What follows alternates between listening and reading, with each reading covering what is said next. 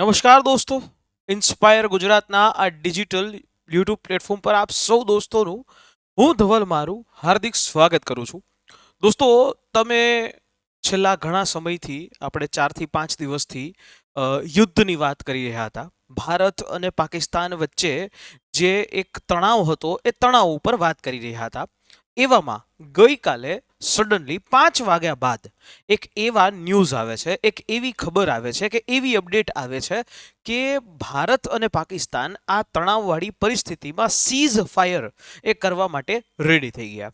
Seize fire કરવા માટે ready તો થઈ ગયા, પરંતુ આ સીઝ ફાયરની જાહેરાત એ આપણા જે ઓફિશિયલી પ્રેસ બ્રીફિંગના માધ્યમથી વિક્રમ મિશ્રી સાહેબે આપી, અને એના બાદ વિક્રમ મિશ્રીએ જે પણ રીતે એ ડિટેલ્સ આપી પછીના 3 કલાક બાદ જ પાકિસ્તાને એ સીઝ ફાયરની ઘટનાનો વાયોલેશન કર્યો, સીઝ ફાયર વાયોલેટ કર્યો.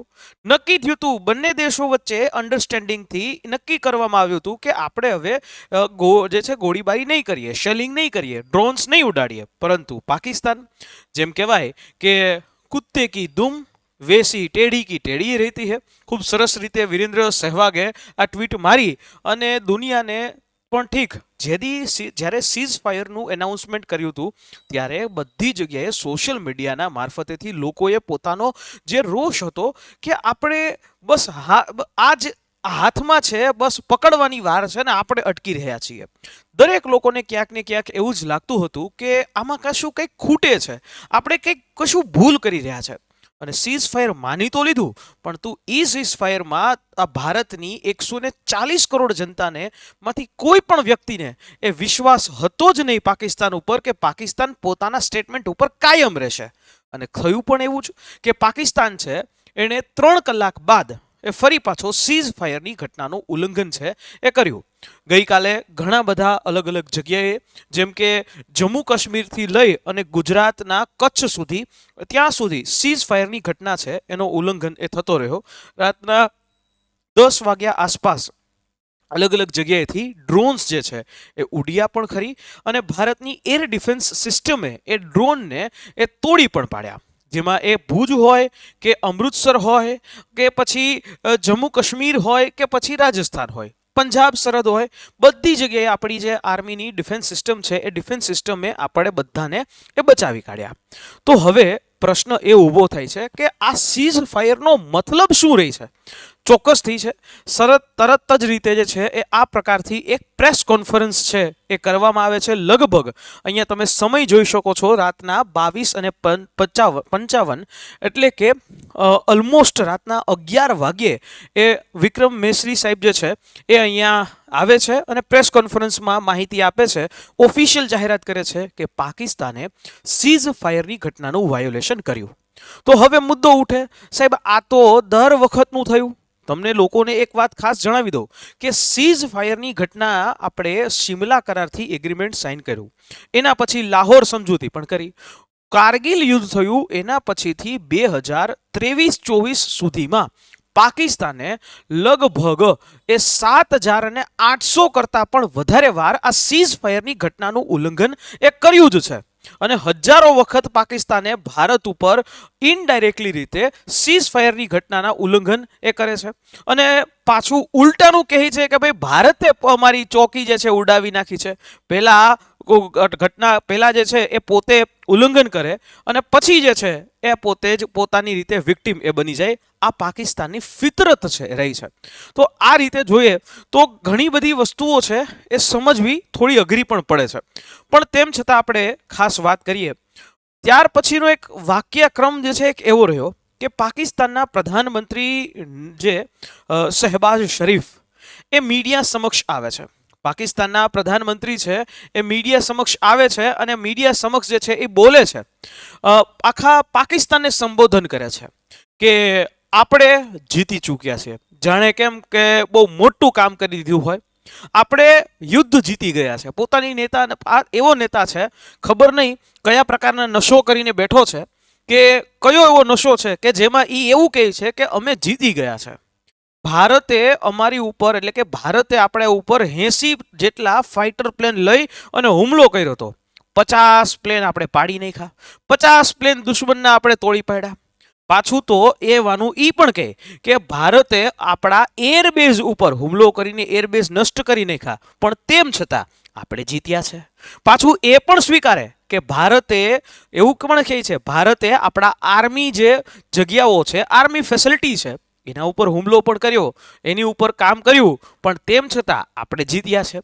એવું પણ કહે છે કે ભારતના આ પ્રકારના ઘટનાથી, આ પ્રકારના એ એક્ટથી એવું કહેવાય છે કે 90,000 લોકો મૃત્યુ પામ્યા, પણ તેમ છતાં આપણે જીતી ગયા, પાકિસ્તાન જીતી ગયું. ખબર નહીં કે આ જીત એ કઈ પ્રકારની છે. પણ આ જેવું એનાઉન્સમેન્ટ થયું એના પછી પાકિસ્તાનના લોકોએ ત્યાં સેલિબ્રેશન ચાલુ કર્યું. જેમ જંગ જીત્યા હોય એવી રીતે આખું એનું સેલિબ્રેશન છે એ કરવાનું શરૂ થયું. જો કે ભારતમાં આ પ્રકારની એક પણ ઘટના બની નથી. એટલે દુનિયાએ સમજવું પડશે કે કઈ જનતા વધારે સેન્સિબલ છે, કઈ જનતા વધારે હોશિયાર છે. આમે દુનિયાની કોઈ શોધ છે પાકિસ્તાનમાં તો થતી નથી. પાકિસ્તાનનું કામ શું છે તો કે આતંકી પેદા કરવાનું. ભારતે પહેલેથી જ જ્યારથી એણે ઓપરેશન સિંદૂર શરૂ કર્યું ત્યારથી એનું વલણ એક જ રહ્યું છે કે આતંકી લોન્ચ પેડ્સ જે છે કે જ્યાંથી આતંકીઓ પેદા થાય છે, જ્યાંથી આતંકીઓ ટ્રેન થાય છે, એના ઉપર જ એ હુમલો કરી અને એને જ ન્યુટ્રલાઇઝ કરવાનું, એને જ નેસ્તો નાબૂદ કરવાનું. ભારતે કોઈ પણ સિવિલિયન ઉપર હુમલો નથી કર્યો. પણ જ્યારે પાકિસ્તાન તરફથી ભારતના સિવિલિયન ઉપર, ભારતના આર્મીના ફેસિલિટી ઉપર જ્યારે હુમલો કરવામાં આવ્યો ત્યારે જ ભારતે એનો વળતો એ જવાબ એ આપ્યો છે. તો તેમ છતાં આ વાતની અંદર એ આખી એ પાકિસ્તાનના પ્રધાનમંત્રી પોતાની ઉપલબ્ધિ ગણાવે છે. હજી મારે વાત ઘણી બધી કરવી છે, પણ આની સાથે સાથે જે પાકિસ્તાન છે એણે સ્વીકારવું પણ ખરી કે ગઈકાલે ભારતે અમારી ઉપર હુમલો કર્યો. ગઈકાલે પાકિસ્તાને જે રાતના સમયમાં સીઝ ફાયરનું વાયોલેશન તો કર્યું અને એમણે સીઝ ફાયરના વાયોલેશનની સાથે સાથે ડ્રોન્સ પણ મોકલ્યા અને શેલિંગ પણ કર્યું. પણ આ બધી ઘટનાની અંદર પાકિસ્તાને એવું કીધું કે ભારતે અમારી ઉપર બ્રહ્મોસ મિસાઇલ જે છે એનાથી એટેક કર્યો, બ્રહ્મોસ મિસાઇલનો યુઝ કર્યો. જોકે આજે એ બ્રહ્મોસ મિસાઇલની ફેસિલિટીનું યુપીની અંદર એ ઉદ્ઘાટન પણ થયું, પણ બ્રહ્મોસ મિસાઇલ જે છે એનો ઉપયોગ એ કર્યો. કદાચ જો કર્યો હોય તો પાકિસ્તાન વાળાની ખેર ન થાય. બરાબર, પાકિસ્તાન અત્યારે આમનામ બેઠું હોય નહીં, એટલે અહીંયા પણ પાકિસ્તાનનું જુઠ્ઠાણું છે એ પકડી જાય છે. બીજી વાત, ત્યાર પછી આ જ ઘટના બધી સામે હોય છે દુનિયાની સામે. પાકિસ્તાનના જે સેનાના અધિકારીઓ, આ સેનાના અધિકારીઓ એવું સ્વીકારી રહ્યા છે કે પહેલગામ, આની પહેલા જે પહેલગામ હુમલો થયો, એ પહેલગામ હુમલો અને એની પહેલા જે પુલવામા અટેક થયો, પહેલગામ તો હમણાંનો, પુલવામા અટેક છે એ આને પહેલાનો છે કે જેમાં લગભગ 70 જેવા સીઆરપીએફના જવાનો જે જઈ રહ્યા હતા એની બસ ઉપર હુમલો કરવામાં આવ્યો અને એમાં ઘણા બધા એ સીઆરપીએફના જવાનો છે એ મૃત્યુ પામ્યા અને ઘણા બધા સીઆરપીએફના જવાનો છે એને ઈજાઓ થઈ. તો એ હુમલો એ પાકિસ્તાન સ્પોન્સર્ડ હતો એવું કાયદેસર બોલે છે, પણ તેમ છતાં દુનિયાના જગત જમાદાર અને જેમાં ચાચા ચૌધરી બનવા નીકળેલા એવા ડોનાલ્ડ ટ્રમ્પ, એને આ વસ્તુની ઘટના જે છે એની માહિતી નથી.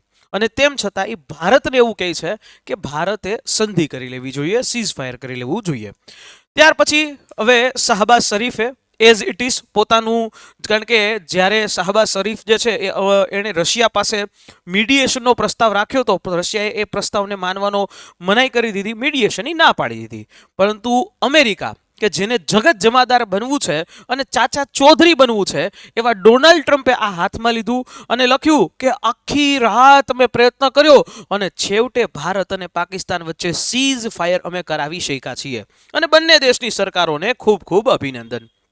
એટલે એ જ રીતે કે આના પાકિસ્તાનના પીએમએ જે પાકિસ્તાનના જે પીએમ છે, પ્રધાનમંત્રી છે, એણે યુએસએનો આભાર છે વ્યક્ત કર્યો, ધન્યવાદ વ્યક્ત કર્યો. અને જે રીતે આપણે વાત કરીએ કે હંમેશા જ્યારે આ પ્રકારના કોઈ પણ ઇસ્યુ થાય છે ત્યારે અમેરિકા એ મુંગેરી લાલ કે હસીન સપને દેખીને જોઈને એ ભારત અને પાકિસ્તાન વચ્ચે મીડિયેશન કરતું આવે છે. મને યાદ છે અને 1971ની એ યુદ્ધની વચ્ચેની પણ વાત કરીએ તો જ્યારે ઇન્દિરા ગાંધી અને એ વખતે જ પાકિસ્તાનના પ્રધાનમંત્રી સાથે વાતો ચાલતી હતી, પણ એ વખતે પણ અમેરિકાએ કીધું હતું અને અમેરિકાના જે પ્રેસિડેન્ટે જ્યારે વાત કરી હતી મીડિયેશનની, ત્યારે એ ઇન્દિરા ગાંધી એ વખતે એ મીડિયેશન લેવાનો સ્પષ્ટપણે અસ્વીકાર કરી દીધો હતો. કહી દીધું હતું this is our business, this is none of your business. એટલે કે આ અમારું જ જે કામ છે, આમાં અમારે બીજા કોઈ થર્ડ મીડિયેશનની જરૂર નથી. એક રીતે સિમલા સમજૂતીની અંદર પણ આ જ વસ્તુ કીધી હતી. લાહોર સમજૂતીમાં આવી જ વસ્તુઓની વાત રજૂ કરવામાં આવે છે. પણ અહીંયા અમેરિકાના મધ્યસ્થીથી એ આ વસ્તુ થાય છે. હવે આની સાથે સાથે ભારતના 140 કરોડની જનતા ગઈકાલે આ પ્રકારના ડિસિઝનથી થોડાક હસ્તપ્રદ જે છે હક્કાબક્કા થઈ ગઈ, થોડુંક ચોંકી ગઈ. શું કામ? કારણ કે એક સમય એવો હતો, સીધો એ સમય હતો કે હજી જો 2 દિવસ આપણી જે સેનાને મળી જાત તો પીઓકે છે એ લઈ શકત. આપણે જેના ઉપર આજેથી 1949 થી ક્લેમ કરતા આવ્યા છીએ એ આખી જગ્યા કે જ્યાંથી આ ફેક્ટરીઓ ચાલુ છે, એ ફેક્ટરીઓ જે છે એને આપણે લઈ શકત, એ ફેક્ટરીઓને બરબાદ કરી શકત. પણ એ જગ્યા હંમેશા આપણી પાસે રહી. એ જગ્યા લેવાનો સ્પષ્ટપણે સૌથી મોટો મોકો એ કદાચ આપણે એ ગુમાવી રહ્યા હોય એવું લાગી રહ્યું છે. કારણ કે જ્યારે બધી જ વસ્તુ તૈયાર હતી, સેનાને ખાલી હુકમ જ કરવાની વાત હતી, તો ત્યારે આપણે સીઝ ફાયર જેવી ઘટના જે છે એ કર્યું છે. કદાચ આપણે એવું માનીએ કે સરકારે આના માટે કંઈક અલગથી એ વિચાર્યું હશે, પરંતુ આ સીઝ ફાયરની ઘટના એ શું કામ કરવામાં આવી એની પાછળનો પણ એક જવાબ છે. પણ એ જવાબની જોઈએ પણ એની પહેલા પાકિસ્તાને આ વખતે એક વસ્તુ ખાસ જોઈ છે કે આ ભારત 1971 વખતનો નથી. આ ભારત એક ઘરમાં ઘૂસે છે, આતંકીઓના લોન્ચ પેડ્સને બરબાદ કરી નાખે છે, આતંકીઓને મારી અને પાછું આવી પણ જાય છે, અને જો અમે હળી કરીએ તો અમને પણ જવાબ આપે છે. આ ઈ ભારત છે જેમાં ભારતનું બ્રહ્મોસ હોય કે રફાયેલ હોય. પાછું અધૂરામાં જોવા જેવું એ છે કે આપણે ફ્રાન્સ પાસેથી 36 રફાયેલની વાતો કરી, આપણી પાસે અત્યારે માનીએ કે 36 જેવા રફાયેલ છે. પાકિસ્તાનના પીએમ એવું કહે છે કે ભારતે 80 રફાયેલ લઈને આવ્યું હતું. હવે આ કઈ પ્રકારનો નશો છે એ તમને ખબર હોય તો કોમેન્ટ બોક્સમાં જરૂરથી લખજો. પણ આવું કહે છે. હવે આખી વાત અટકી ક્યાં? પાકિસ્તાનને IMF દ્વારા $2.4 બિલિયન બેલ આઉટ પેકેજ લોનના સ્વરૂપે આપવામાં આવે છે. આ મીટિંગ જ્યારે ચાલુ હોય છે ત્યારે USA અને જે અલગ અલગ દેશો છે, જે સભ્ય દેશો એ હાજર હોય છે. ભારતે પોતાનો વિરોધ એ નોંધાવ્યો કે જો તમે આ પેકેજ આપશો તો એ પેકેજનો ઉપયોગ ભારતના વિરુદ્ધમાં થશે. એટલે ત્યારે પાકિસ્તાનને કેટલીક શરતોની સાથે આ બેલ આઉટ પેકેજ મળ્યું હશે. અને ત્યારબાદ એ જે ઘટના બની કે ભારતે આ જ્યારે વોટિંગ કરવાની વાત આવે છે ત્યારે ભારત એબ્સ્ટીન રહ્યું, એટલે વોટ જ ન કર્યો. કરી શકત અને ન પણ કરી શકત, પણ વોટ જ ન કર્યો એવું દર્શાવે છે કે ત્યાંથી જ નક્કી થઈ ગયું હતું સીઝ ફાયર ઘટનાનું. હવે સીઝ ફાયર જે છે એ એમનેમ નથી બન્યું. સીઝ ફાયરની ઘટનાની પાછળ અમેરિકાએ આપણને સ્વીટ હાર્ટ ડીલ એ આપી છે. હવે આ સ્વીટ હાર્ટ ડીલ એટલે શું? તો કે અમેરિકા જે અત્યારે જગત જમાદાર ને ચાચા ચૌધરી બનવા નીકળ્યું છે, એ ચાચા ચૌધરી એટલે તમે સમજી શકશો ડોનાલ્ડ ટ્રમ્પ, અને ચાચા ચૌધરીએ ભારતને સ્વીટ હાર્ટ ડીલ આપવાની વાત કરી. એટલે કદાચ આવનારા સમયમાં એ ભારતને વધારે એક્સપોર્ટ પોતાના દેશમાં કરવા દે એવી વાત કરી. પણ સાથે સાથે એને આજે એ પણ સ્પષ્ટ કરી દીધું એ પાકિસ્તાનની સાથે પણ વેપાર કરશે અને ભારતની સાથે પણ બિઝનેસ એટલે કે વેપાર કરશે. એટલે આ એવો જગત જમાદાર છે કે જેનું મોઢું છે નહીં. આના કરતાં તો રશિયા ભારત માટે સંપૂર્ણ સાચો મિત્ર સાબિત થાય છે. રશિયા એવું જ છે કે જ્યારે ભારતને જરૂર પડી છે ત્યારે રશિયાએ જ ભારતનો સાથ આપ્યો છે. જ્યારે એ પછી 1971નું વોર હોય, 1999નું વોર હોય કે અત્યારનો પણ સમય હોય, ભારતની પડખે રશિયા જ ઊભું હતું. એ પછી S-400 નામની આ મિસાઇલ હોય કે પછી કોઈ પણ બીજી મદદ માટે. કારણ કે જ્યારે યુક્રેન અને રશિયન વોર હતું ત્યારે પણ આપણે એના જ પક્ષે ઊભા હતા. અમેરિકાનું તો કેવું છે, અમેરિકામાં તો દર 4 વર્ષે સરકાર ફરે એટલે દર 4 વર્ષે કંઈક નવી જ વિદેશ નીતિ, કંઈક નવી જ પોલિસી આવતી હોય. આ વખતે ટ્રમ્પ આવે તો ઓલી વખતે કંઈક જો બાઇડન જેવો કોઈ બીજો વ્યક્તિ આવે. એટલે એ ભરોસો નથી. અમેરિકાનો ભરોસો એ રીતે કરવા જેવો એ નથી. પરંતુ આ આખી જે ઘટનાની અંદર ઇકોનોમિકલી રીતે આપણે પાકિસ્તાનને ખૂબ મોટું એ નુકસાન છે એ ચોક્કસથી એ પાડ્યું તો છે જ.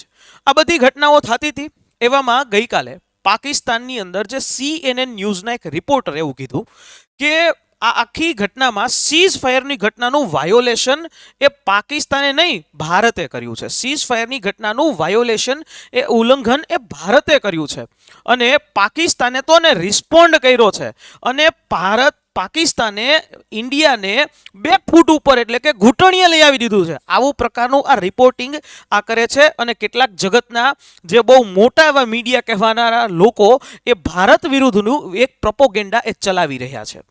હવે તમારે જ એ વિચારવું રહ્યું. પણ હા, એક વસ્તુ છે કે જો આપણે થોડી વધારે સ્વતંત્રતા આર્મીને એટલે કે સેનાને આપી દીધી હોત તો કદાચ એ જે ભાગ એ આપણામાં હોઈ શકત, બરાબર, અને પાકિસ્તાનને એ ખબર પણ પડી જાત. પણ ખેર, જે આપણા સરકારશ્રીએ કર્યું એ આપણે માનવાનું રહ્યું.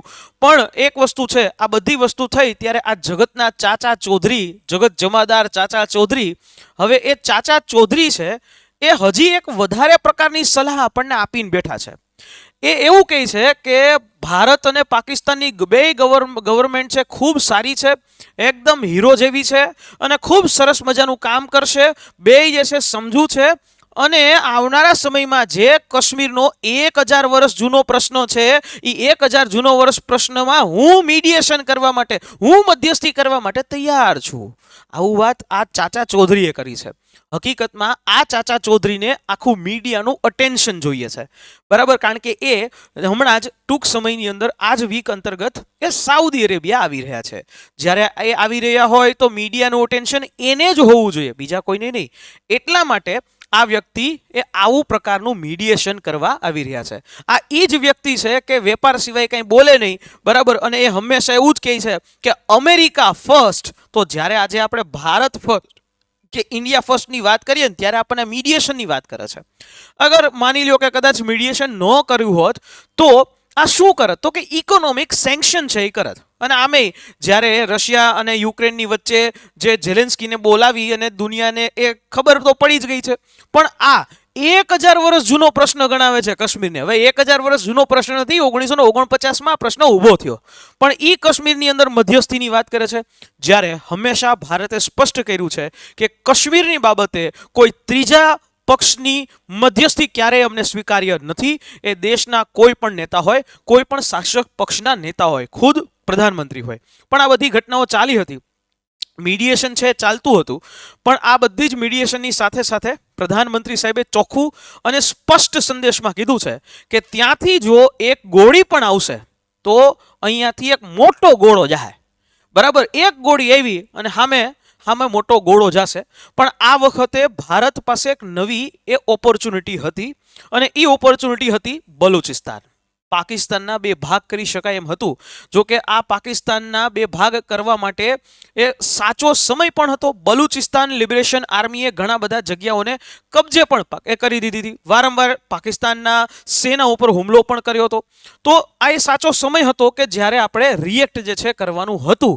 પણ ખેર, હવે આવનારા સમયમાં જોઈએ કે શું થશે. જ્યારે આપણે બાંગ્લાદેશ 1971માં બનાવ્યું તો આ વખતે ફરી પાછો બલુચિસ્તાનનો જન્મ જે છે કરવાની એ જગ્યાઓ એ સમય જે છે ઉચિત હતો. પણ આગળ વધીએ. પણ આમાં હંમેશા એમ જ કહેવામાં આવશે કે અમેરિકાએ કીધું અને ભારત પાકિસ્તાનની બેયની વચ્ચે મધ્યસ્થી થઈ ગઈ. એટલે આ ટેગ એ લાગી જશે અને આ ટેગ જે છે ચોક્કસથી લાગી ગયો છે. એક વખત એવું હોય છે કે જેડી વેન્સ એ દુનિયાને સ્ટેટમેન્ટ આપે છે કે આ બે દેશો વચ્ચેનો અંત એ પ્રશ્ન છે અને બીજા જ દિવસે જેડી વેન્સ પ્રધાનમંત્રીને ફોન કરે છે, સાહેબ તમારે મધ્યસ્થી કરી લેવી જોઈએ, તમારે સીઝ ફાયર કરી લેવું જોઈએ. અને પણ આ બધી વસ્તુની અંદર આ એક ફોટો એવો છે કે જે આજે પણ આપણે મિસ કરી રહ્યા છીએ. આપણે ઈચ્છા હતી કે પાકિસ્તાનના જે આર્મી જનરલ આસિમ મુનીર, મોદી સાહેબ એની સામે જે 1971 વખતે થયું એવી જ રીતે એ સમગ્ર ઘટનાની અંદર પીઓકે લખાવી લે, પીઓકેની આખી જગ્યા છોડાવી લે અને યુદ્ધ જે છે એ ત્યારે જ અંત થઈ શકે એમ હતો. પરંતુ ખેર પરિસ્થિતિ અલગ છે. એ 1971 હતું અને આ વખતે 2025 છે. પણ આ બધી ઘટનાની અંદર જ્યારે આપણે વાત કરીએ કે ઓપરેશન સિંદૂરનું શું, ઓપરેશન સિંદૂર શું પૂરું, તો ચોક્કસથી ના. તો આ ના સ્પષ્ટપણે ઇન્ડિયન એરફોર્સ દ્વારા પોતાના ઓફિશિયલ ટ્વિટર હેન્ડલ ઉપરથી એટલે કે એક્સ હેન્ડલ ઉપરથી કરી દીધું છે કે operation is still going on, એટલે કે આ ઓપરેશન છે હજી ચાલુ જ છે. આ ઓપરેશન એ ચાલુ જ રહેશે જ્યાં સુધી આતંકીઓના લોન્ચ પેડ જે છે ખતમ નહીં થાય ત્યાં સુધી. પરંતુ આ પાકિસ્તાનનો ભરોસો કરવા જેવો નથી, તમારે પણ ધ્યાન રાખવું પડશે. દોસ્તો, શું તમે એવું ઈચ્છો છો કે ભારતે આ ભૂલ કરી? શું તમારું કહેવું છે કે ભારત જે છે થોડી ઉતાવળ કરી દીધી છે? તમારું શું કહેવું છે? તમારા અભિપ્રાયો જે છે, તમારું ઓપિનિયન, તમામ પ્રકારના તમારા અભિપ્રાયો છે એના માટે નીચે કોમેન્ટ બોક્સ ખુલ્લું છે, તમે આપી શકો છો. પણ હા, યુદ્ધ છે, યુદ્ધ કદાચ થયું હોત તો ભારતને એ પણ ઇકોનોમિકલી નુકસાન હોત, પાકિસ્તાનને વધારે નુકસાન હોત. પણ હવે જોઈએ આગળની સિચ્યુએશન શું થાય છે. અને યુદ્ધ છે એ દરેક સમસ્યાનું સમાધાન નથી જ હોતું. બંને દેશો વચ્ચે ઘણા બધા લોકોના જીવ એ ગયા પણ છે. અને જો અગર હજી પણ આ ચાલ્યું હોત તો આ જત. પણ આ વખતે ભારતે જે પ્રકારનું કામ કર્યું એમાં એક પણ પ્રકારની આર્મી કે નેવી કે એરફોર્સની કેઝ્યુલિટી વગર કર્યું છે, સામાન્ય લોકોની હત્યા વગર કર્યું છે. પણ ખેર, આગળ વધીએ. પણ આ આખી જ વસ્તુ છે એની અંદર એક નેરેટિવ સેટ એ થયું કે ये नया भारत है, ये घर में घुसेगा भी और घुसकर मारेगा भी. આતંકવાદનો ખાત્મો બોલાવીને જ રહેશું. પણ હા, જો તમે આ જ પ્રકારના વિડીયોઝ છે એ રેગ્યુલરલી અમે તમારા સુધી પહોંચાડતા રહીએ એટલા માટે નીચે જે સબસ્ક્રાઇબનું બટન છે એ દબાવી દેજો, જેથી કરીને અમે આ જ પ્રકારની વેરીફાઈડ ઇન્ફોર્મેશન એ તમારા સુધી અમે પહોંચાડતા રહીશું. અને મળીએ હવે નેક્સ્ટ વિડીયોની અંદર. જય હિન્દ, જય ભારત.